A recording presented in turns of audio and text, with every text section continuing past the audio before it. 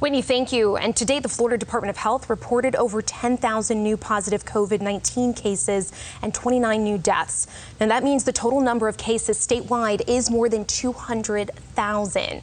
The total number of deaths in our state is 3,700. So taking a local look in Lee County, there are over 7,400 cases and 165 deaths. Charlotte County has over 900 cases and 76 deaths. Collier has over 5,000 cases and 85 deaths. In Hendry County, there's over 1,000 cases and 27 deaths. DeSoto has 748 cases and 10 deaths. And Glades has 179 cases and 1 death. So let's put these numbers into context. So many of you often say, what does this mean? Well, as we know, with more testing, we're likely to get more cases amidst a pandemic. So let's take a closer look at the number of tests that come back positive for coronavirus. Every day we get these numbers in our email from the Department of Health. That gives us an idea of the amount of tests that come back positive. It's the number of people who test positive for the first time divided by all tests. And it does not include people who previously tested positive. So look at these numbers. We spent some time today going back a few months, and you can see where the Florida Department of Health reported on April 5th that 11% of new cases tested were positive. Then a month later, that percentage lowered to 8%. Then the department reported 5%, and as of today, the percentage of new positive cases is 15%. Now, if you want to get tested, the coronavirus testing site at the Charlotte County Sports Park will reopen this week. It will be open on Tuesdays and Thursdays from 8:30 to 11 in the morning. This is a drive-up site, so you'll stay in your car the entire time. Appointments are not required, but organizers say it just makes the testing process quicker if you make one. And the newest testing site in Cape Coral will also be open this week. You're going to need a doctor's note for that one, though. It's a partnership between the city and Lee Health, and it's going to be at the Chester Street Resource Center. It's going to be open Tuesdays and Thursdays and Saturdays from 9 to 2, but this one is by appointment only. You can get tested in your car or you can walk up, but they do ask that you just wear a mask. And tomorrow, Cape Coral City Council will decide whether they're going to make masks mandatory. The vote was supposed to be made at the meeting that was held last Thursday, you might remember, but council rescheduled after Councilwoman Nelson had to leave the meeting, and that meant that there were not enough people present to vote. So if this mandate passes, people not wearing a mask could face up to a $250 fine. No one person, law, or mandate can stop the spread of the virus. The actions of each and every one of us can ensure the safety of our families, our neighbors, and strangers alike. Those are the words of Dr. Larry Antonucci of Lee Health. Now, the council will meet at 4:30 tomorrow afternoon. Fox 4 is going to keep you updated. As a matter of fact, morning anchor Leaston Greenberg will be live at City Hall starting tomorrow morning for our broadcast, and you can trust Fox 4 to bring you coverage on that decision. You can also weigh in right now on our Facebook page. Lisa has a poll up there. If you just search Fox 4 on our Facebook page and weigh in, she'll bring you the results of that poll tomorrow on Fox 4 Morning News. Keep up on air, online, and in our app. Make sure you have your notifications on for that. Well, tonight, sad news to tell you about. We learned that 41-year-old actor Nick Cordero has passed away after a long battle with COVID-19. His wife made this announcement tonight on Instagram.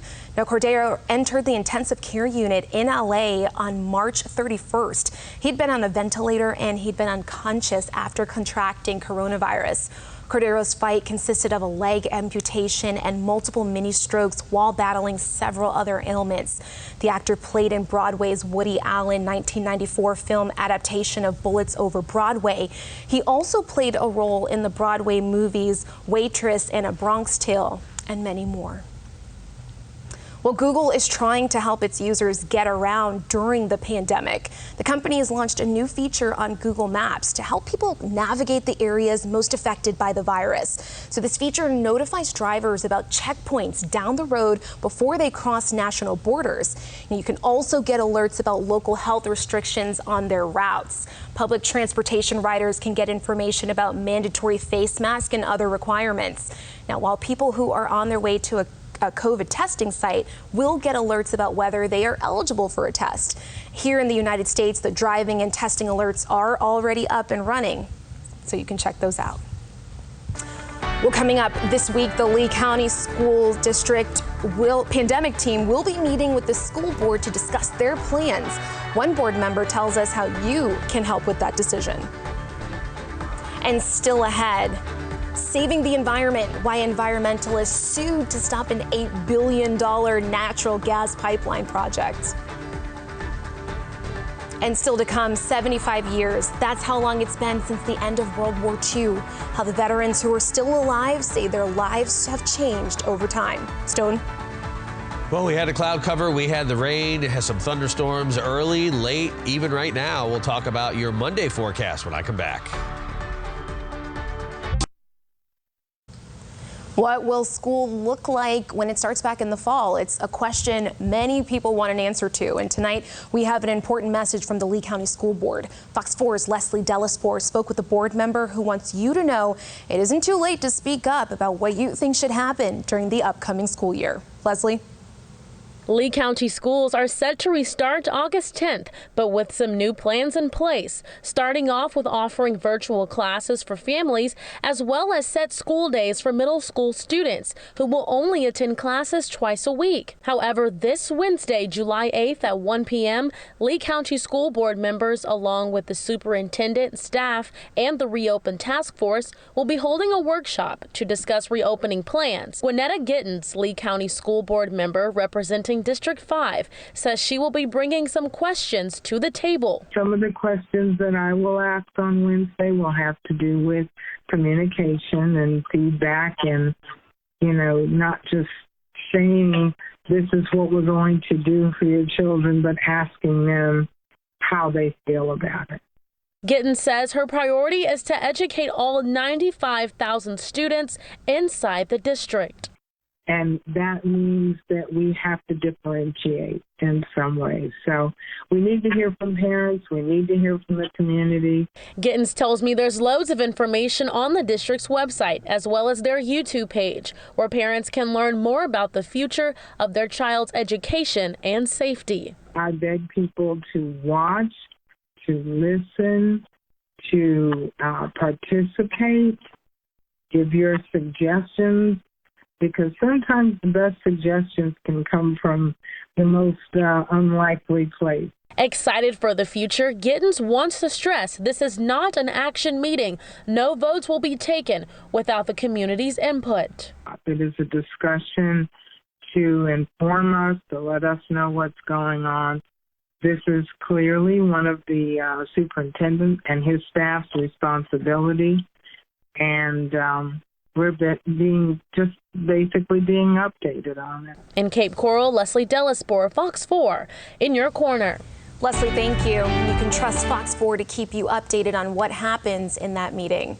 Well, starting tomorrow, Lee County business owners can apply for grants to help rehire employees laid off or furloughed during this pandemic. It's part of the Lee Cares program. Now, businesses and some nonprofits can get about $5,000 for each full-time employee rehired. Businesses receiving PPP may be eligible if their covered loan period has expired. Now, businesses need to have 250 or fewer employees, and that business owner has to be a Lee County resident. To apply, you can just go to leeflcares.com or just call the number on your screen. And if you're in Naples tomorrow, you're going to want to look out for the big red bus. Naples YMCA is teaming up with the One Blood to host a blood drive. It'll be at the Greater Naples YMCA. If you donate blood, you'll get a free COVID-19 antibody test and a free 4th of July t-shirt, a free $10 gift card, and a free wellness checkup. That is a whole lot of free. So if you're in Naples, you can stop by there tomorrow between 9 a.m. and 3 p.m. And a heads up if you plan to use the small timber bridge at the entrance to Matlacha Community Park anytime soon.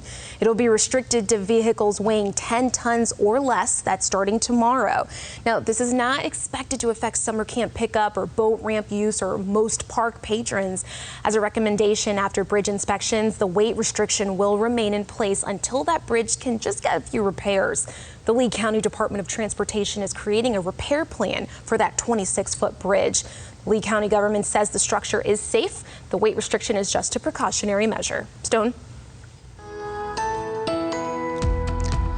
Well, had some rain here, Southwest Florida, as expected, just north of downtown Naples. Over 1.25 inches of rain. Birdstor Village, 1.13. Rotunda, 1 inch of rain today. Pine Island, just under 1 inch. Sanibel, Northport, and Southwest Cape Coral picking up between 2/3 and 9/10 of an inch of rain. And the rain isn't over yet. In fact, Storm Shield Doppler radar showing you inland communities pretty much dry now, Moorhaven, Clewiston. But now we're starting to see some shower and thunderstorm activity come along the, looks like the Sarasota as well as Charlotte County coastline. Englewood toward Northport, that rain will be with you for the next 15-20 minutes. Downtown Northport, get ready in about 20 minutes. Port Charlotte looks like that rain's going to move off to your north. And central Pine Island, Matlacha, that'll be there for about 10-15 minutes. And portions of western Cape Coral, you'll see some of that rain in the next 15 minutes. But strong storm in, well, I should say offshore of Collier County, Marco Island.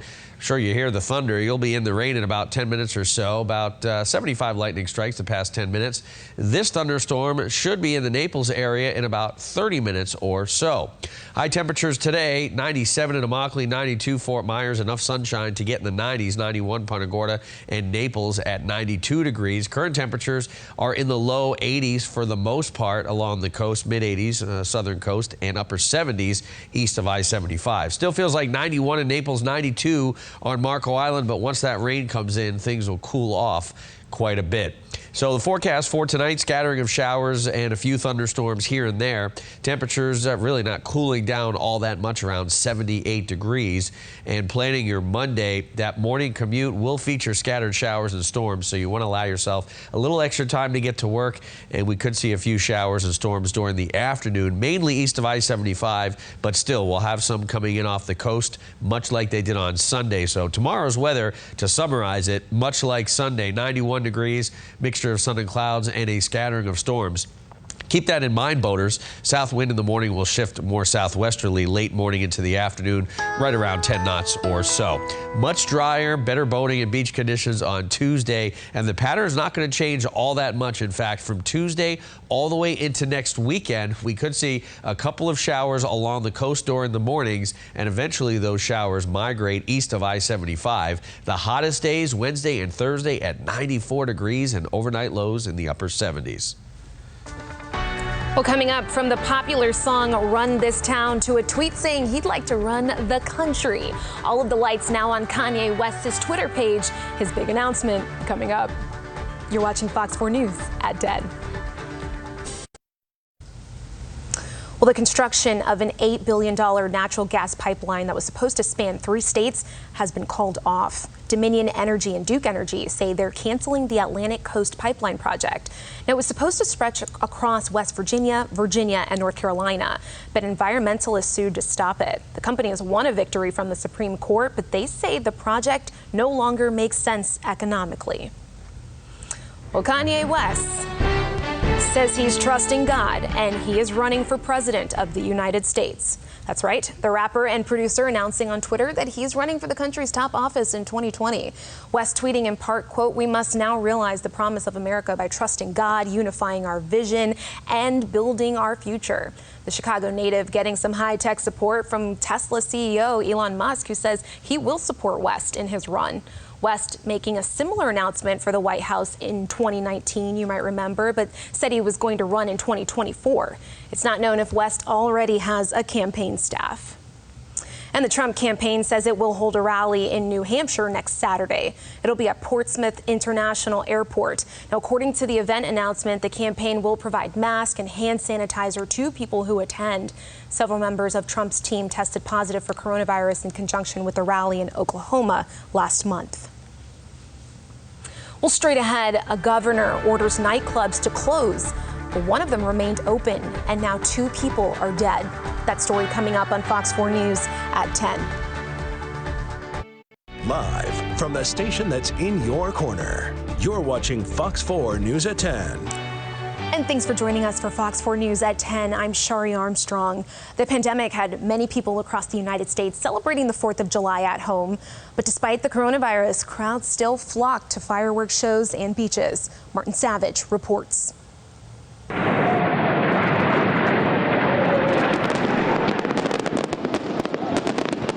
As America celebrated her 244th birthday, public health officials pleaded with Americans to keep safe, noting the worst public health crisis in anyone's memory isn't going away. The numbers tell the story. Coronavirus infections are spreading like wildfire in 36 states, with Arizona, Texas, Florida, and California posting record infection rates this past week alone. Nationwide, the death toll is nearing 130,000, and almost 3 million people have been infected. So, for this weekend anyway, the hope was that Americans would be mindful and avoid large crowds to help prevent COVID spread. Well, the results seem to be a mixed bag. On the National Mall in Washington, D.C., the 4th of July crowd size did appear to be much smaller than in years past. Even so, few of the spectators watching the grand fireworks show from the steps of the Lincoln Memorial were donning masks. At the White House, the President and First Lady hosted a 4th of July event on the lawn, and there too, little sign of social distancing or masks in use. In New York City, which was hard hit by the coronavirus spread early on, the show did go on. New York, New York. But city officials were hopeful many revelers would watch the spectacular fireworks show from home. Meanwhile, video footage from North Carolina's Outer Banks, Alabama's Orange Beach, and California's Manhattan Beach all showed people putting safety to the side in favor of a little fun in the sun. I'm not necessarily concerned. It's not more about the partying, it's about celebrating America. I'm very afraid for coronavirus, so I'm here far for other people. Health officials are quick to point out the current surge followed similar public behavior over the long Memorial Day weekend. The fear now is the surge may only get worse, and once again we may see hospitals overwhelmed with patients. A lot to talk about in the tropics. First of all, tropical depression number 5. They haven't pulled the trigger to make this one a tropical storm. That's good news. Oh, they just did. Look at that. It actually updated real time. Okay, so like I figured, they would put a name on this storm, Edouard, even though it's really not looking all that good. It's moving so quickly at 35 miles per hour to the northeast. You can't even see a circulation. Maybe you can a little bit there, but the flare-up of shower and thunderstorm activity has increased. This will become extra tropical probably overnight. All right, another area we're watching in the Northeast Gulf. I mentioned this last night. Area of low pressure that's expected to move into the southeastern portions of the Atlantic. Not looking all that impressive now. And one last area, several hundred miles east of the Lesser Antilles. Again, this one does have a slight chance of development, but not going to affect here. So we will talk about our rain chances because we got a lot of rain on the way coming up. Well, across the nation, some Americans spent their 4th of July a little different, like an 8-year-old boy from Pittsburgh. He spent the holiday advocating against racial injustice. As cars go by honking their horns in support, Andre Barron stood tall. This isn't new for the 8-year-old. He stands there with his sign several days a week outside of a pizza station. And Andre says taking a stand matters. It's important because some black and brown people are dying for no reason. Because the color of their skin. Color of that hair. All right, Andre. He says he got the idea from his mom, and Andre's big brother joined him too. But it's not just Andre's family. The community is supporting him. Black, white, young, and older. To be a little boy and just to think that I want to grow old and I want to live, I can't imagine desiring that at that age. And that's something that he's going through, and I want him to live. I want him to grow old. And so I stand behind him and everybody else on that. It's the minimum. And as the horns honk and drivers yelled encouragement, as you saw there, Andre says he feels the support to keep standing for himself and others. Well, a large group of protesters, see that right there? They took down that statue of Christopher Columbus and threw it into a harbor during a demonstration in Baltimore. In this video, as you see here, the statue can be actually heard. You can't hear it, but you actually can hear it if you play it online, breaking into several pieces as it crashes to the ground. The person who took this video says there were at least 300 people there. Their protest reportedly started in downtown Baltimore before the crowd marched to that site and tore the statue down. There is no word of any arrest at this time. And authorities say one person has died after a man plowed through a group of people protesting on a highway. The incident happened early Saturday morning in Seattle. Now, investigators say protesters used vehicles to block off a highway there. They tell us the suspect drove around those cars and allegedly drove onto the shoulder of the freeway where there were some protesters standing. While some were able to jump out of the way, 2 women were hit. Officials say 24-year-old Summer Taylor died at the hospital from her injuries. The second victim, 32-year-old Diaz Love, remains in serious condition. The 27-year-old suspect, who hasn't been named by authorities, was arrested. And 2 people died early this morning in a South Carolina nightclub shooting. Police in Greenville County say deputies were investigating a disturbance at the club when they heard gunshots. The officers says they did not fire their weapons. At least 8 people were hurt and taken to the hospital, and some are in critical condition. Investigators say a very large crowd had been in that club despite the governor's order to have nightclubs closed during this time. Inside the club, there's a small stage where some artist or group was performing. Everything's turned over. There's a few chairs in there. There's food on the floor, some bottles busted. You can tell somebody left in a hurry. There is some pretty large amounts of blood in various parts of the club. The sheriff says no one has been arrested, but they have found some information on a suspect. Well, still to come, a quarter-century milestone. 75 years later, 2 veterans look back on time served during World War II. The major difference in the cockpit, one pilot says he never dreamed would happen. That's coming up on Fox 4 News at 10.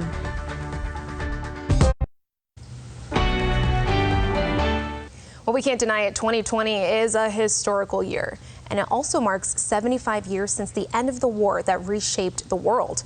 Fox News anchor Brett Baer speaks with veterans who made history in World War II.